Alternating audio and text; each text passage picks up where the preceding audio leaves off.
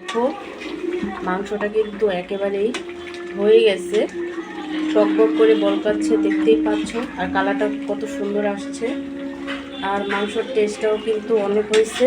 Hi guys, আসসালামু আলাইকুম, welcome back to my channel. কেমন আছো তোমরা সবাই? আশা করি ভালো আছো। আল্লাহর রহমতে আমি অনেক ভালো আছি।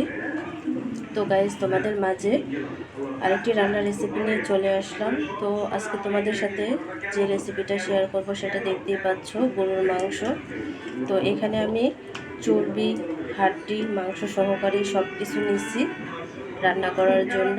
তো মাংসটা আমি মেখে বসাবো, আর হাতে মাখিয়ে বসাইলে খুব ভালো লাগে কষানোর চেয়ে। তো আমি মাখায় বসাবো, তার জন্য পেঁয়াজ আর কাঁচামরিচ দিয়ে দিচ্ছি তেজপাতা। আর এখানে আমি সব রকমের মশলা নিচ্ছি, সব পদের মশলা, টেস্ট মতো লবণও নিচ্ছি। তো দিয়ে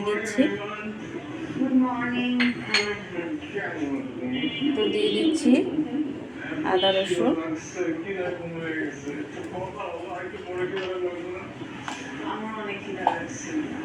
আর দিয়ে দিচ্ছি সাদা তেল।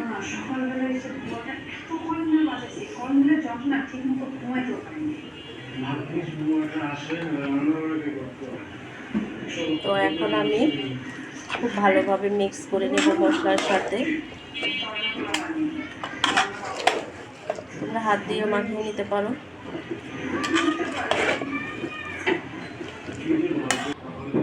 তো গাইস দেখো, আমি খুব ভালোভাবে মশলাটাকে মেখে নিছি। তো 5 মিনিটের জন্য আমি একটু রেস্টে রাখবো, তারপর আমি রান্না বসায় দেব। দেখো, আমি কিন্তু চুলায় বসায় দিচ্ছি রান্না করার জন্য।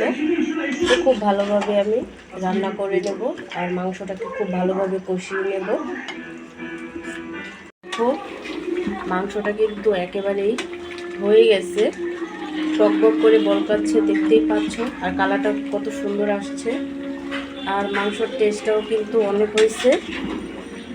তো এইভাবে তোমরা যদি মশলা ঠিকভাবে রেখে মাংসটা রান্না করো, তাহলে কিন্তু কালারটা অসাধারণ হবে, খেতেও টেস্ট হবে। তো দেখতেই পাচ্ছ কালারটা কত সুন্দর চলে আসছে। আর এই মাংসর তরকারি দিয়ে কিন্তু সব কিছুই খাওয়া যায়, অনেকটা টেস্ট হয়।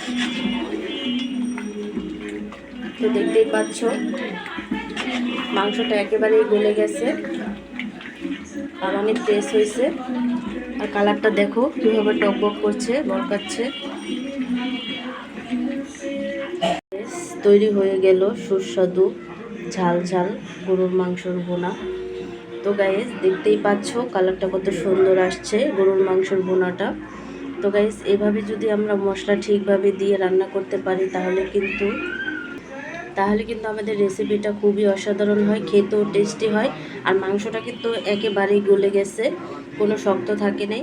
তো গাইস, আজকের রেসিপিটা কেমন লাগছে অবশ্যই জানাবে। তো অন্য কোনো রেসিপি নিয়ে তোমাদের মাঝে আবার চলে আসবো। আজকে এই পর্যন্তই। সবাই সুস্থ থাকবে, ভালো থাকবে। আল্লাহ হাফিজ।